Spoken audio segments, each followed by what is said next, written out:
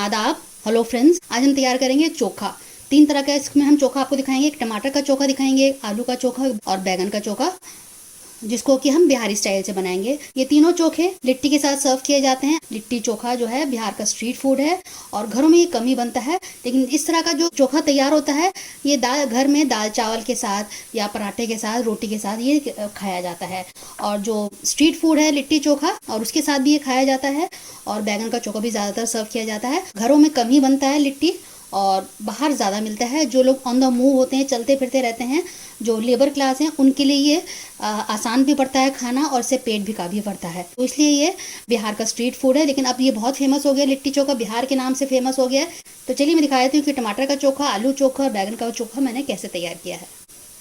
अगर आपको हमारी रेसिपी पसंद आए तो उसको लाइक करिएगा, शेयर कीजिएगा अपने दोस्तों के साथ और फीडबैक ज़रूर दीजिएगा। टमाटर की चटनी कह लीजिए।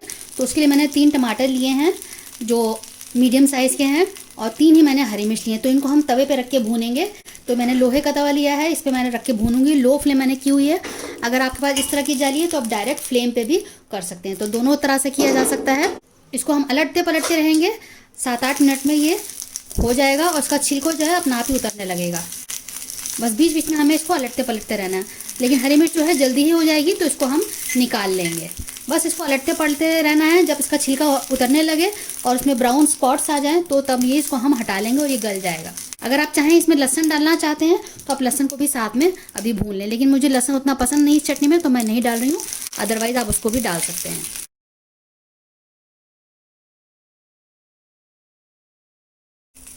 आप देखिए इसमें ब्राउन स्पॉट्स आने लगे हैं, तो इस तरह से हमें घुमा घुमा के पूरे में कर लेना है। भूनने से क्या होता है कि इसमें बहुत सोंधापन आ जाता है चटनी में। गांव में तो इस तरह से होता है, लोहे के तवे पे या जाली पे इसको भुना जाता है।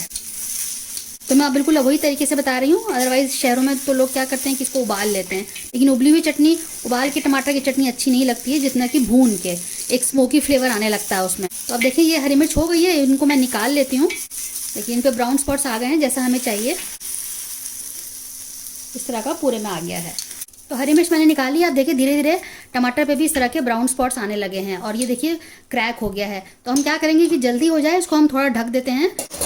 ये मैंने ढक्कन लिया लेकिन इसे पूरा ढका नहीं है, तो मैं इसको एक कटोरे से ढक देती हूँ और 3-4 मिनट में इसको मैं देख लूँगी, तब तक ये पूरा हो जाएगा। अब देख लेते हैं। बीच बीच में मैंने 2-3 बार इसको अलट पलट किया है टमाटर को। आप देखें कितने अच्छे से हो गए हैं और गल भी गए हैं और देखिए छिलका भी हट गया है। बस हमें ऐसे ही चाहिए था। सब तरफ से निशान आ गए हैं, आप देखें। तो अब इसको मैं हटा लेती हूँ। ये ठंडे हो गए हैं थोड़े बहुत। अब इनके हम छिलके हटा लेते हैं। बहुत आसानी से इसके छिलके निकल जाते हैं। आप देखें इस तरह से सारा छिलका निकल जाएगा।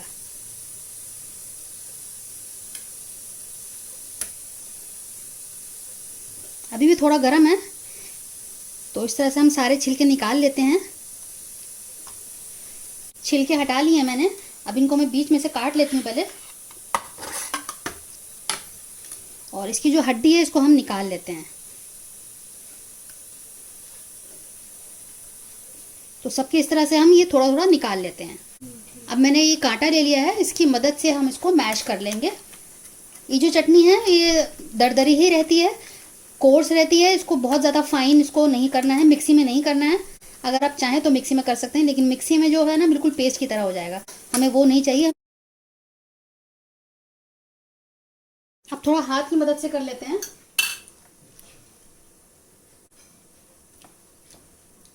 इस तरह से दबा दबा के जो थोड़े मोटे मोटे रह गए हैं उसको आप हाथ से कर लीजिए।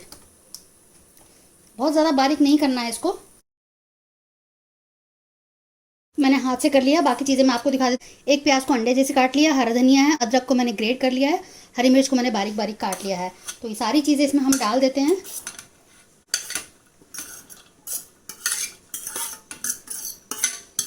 इसमें नींबू भी डाला जाता है, लेकिन अगर आपके टमाटर खट्टे हैं तो मत डालिएगा। और अगर आप चाहते हैं कि थोड़ा एक्स्ट्रा स्वाद आए, नींबू का स्वाद आए, तो आप नींबू डाल सकते हैं। लेकिन मैं नहीं डाल रही हूँ क्योंकि टमाटर खट्टे हैं ऑलरेडी। 1/2 टीस्पून के आसपास मैंने नमक डाला है। थोड़ा सा इसमें हम तेल डालेंगे, 1 टेबलस्पून। अब इन सारी चीज़ों को मिक्स कर लेंगे। मैंने बिहार की बहुत सारी रेसिपीज़ डाली हुई हैं, प्लेलिस्ट हैं, कई तरह के चोखे हैं और veg recipes, non veg recipes. Bihar के में जो सरसों के झोल में जो मछली तैयार होती है, मटन है, कई तरह की रेसिपीज़ मेरे चैनल पे हैं। आप मेरे चैनल को एक बार देख लीजिएगा, ट्राई कर लीजिएगा उन रेसिपीज़ को और आगे शेयर भी कीजिएगा। तो ये तैयार हो गया है।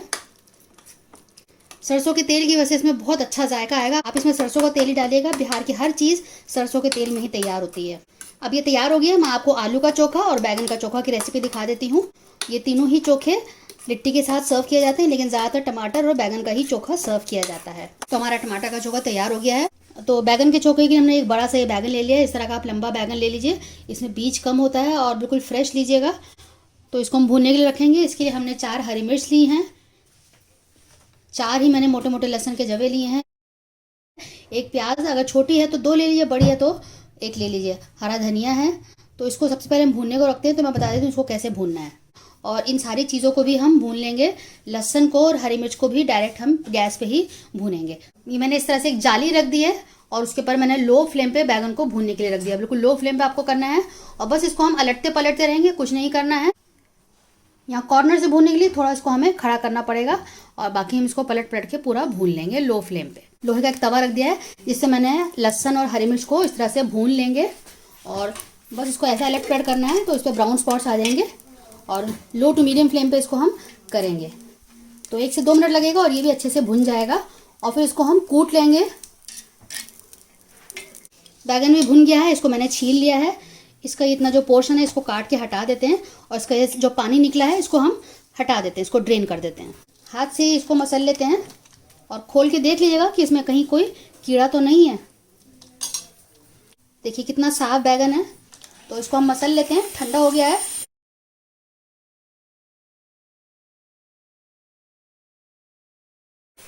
ये हमने कर लिया है लहसुन और हरी मिर्च को, इसको कूट लेते हैं।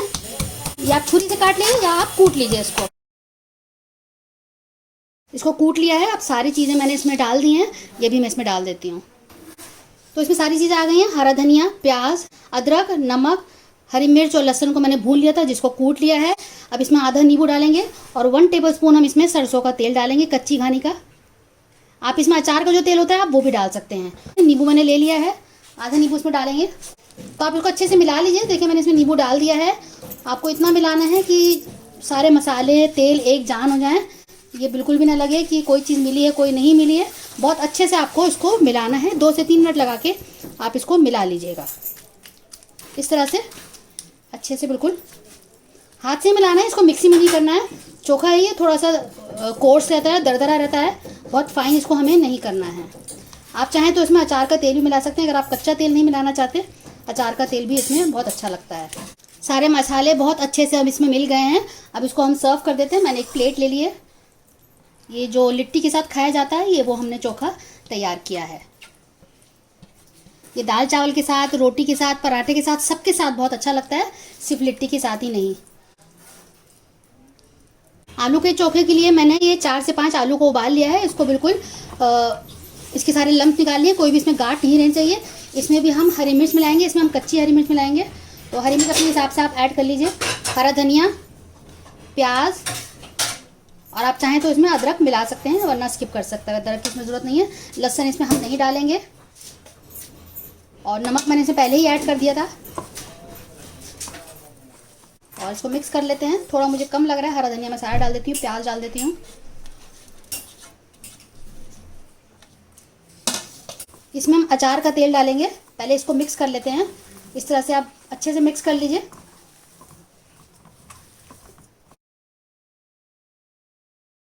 ये मैंने अचार ले लिया है, ये घर का बना हुआ आम का अचार है। तो इसमें थोड़ा सा मैंने मसाला डाला है और इसका हम ऑयल डाल देते हैं।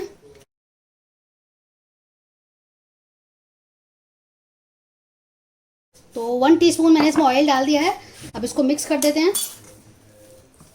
थोड़ा इसमें मसाला भी ऐड कर दिएगा अचार का और अच्छे से इसको मिला देते हैं। तो ये हमारा आलू का चोखा भी तैयार हो गया है। इसको हम सर्व कर देते हैं। आलू का चोखा है, ये बैगन का चोखा है जो कि बहुत ज़बरदस्त बना है। नमक मिर्च आप अपने हिसाब से एडजस्ट कर सकते हैं और जो तेल है वो भी अपने हिसाब से एडजस्ट कर सकते हैं। अगर आपको हमारी ये रेसिपी पसंद आई हो तो नीचे लाइक बटन जरूर दबाइएगा। शेयर कीजिए इस रेसिपी को अपने दोस्तों के साथ और अपने अजीज़ों के साथ और आप नीचे लाइक बटन दबा सकते हैं। अगर आप मेरे चैनल पर नए आए हैं आप उसको सब्सक्राइब कर सकते हैं।